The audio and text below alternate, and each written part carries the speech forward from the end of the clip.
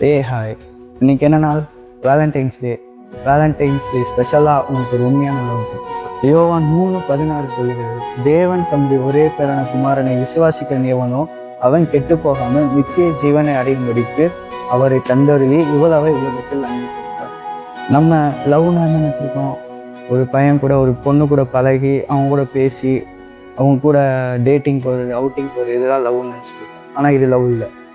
உண்மையான லவ் வந்துட்டு அவர் நம்ம பாவிகள் தெரிஞ்சும், நம்ம அக்கிரமங்கள் செய்கிறோன்னு தெரிஞ்சும், நம்ம அவரை விட்டு விலகி இருக்கோன்னு தெரிஞ்சும், நமக்காக அவர் வெயிட் பண்ணி இவன் திரும்பி என்கிட்ட வருவான், என்கிட்ட பழகுவான் சொல்லி அவர் நம்மளுக்காக இறங்கி வந்து அவர் உயிரை அவருக்குரிய உயிரை சிலுவையில் பலியாக கொடுத்து நம்ம எல்லாத்தையும் அவர் ரத்தத்தினால் கழுவி மீட்டெடுத்துருக்காரு. இந்த லவ் வந்துட்டு எவர் லாஸ்டிங் லவ்.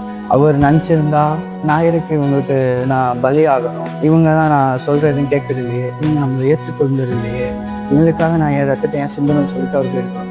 ஆனால் அவர் நம்ம மேலே வைத்த அன்பின் நிமித்தம் உலகத்துக்கு வந்து நம்ம மேலே வைத்த அன்பின் நிமித்தம் அவர் உயிரை நம்மளுக்காக பலியாக கொடுத்து நம்ம எல்லாத்தையும் அவர் பாவங்கள்லேருந்து சாபங்கள்லேருந்து நம்மளை மீட்டு நம்மளை இப்போ உயிரோட வாழ வச்சுருக்காருன்னா அவரோட அன்பு. அவர் அன்பின் நிமித்தமாக தான் நம்ம உயிரோட.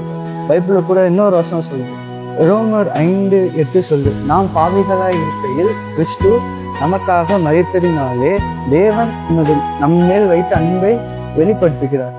அவர் வந்துட்டு நம்ம பாவியா இருந்தனால அவருடைய ஜீவனை சிலுவையில கொடுத்து அந்த உபத்திர நிமித்தம் நம்ம மேல வச்சிருக்க லவ் அவர் வெளிப்படுத்துகிறார்.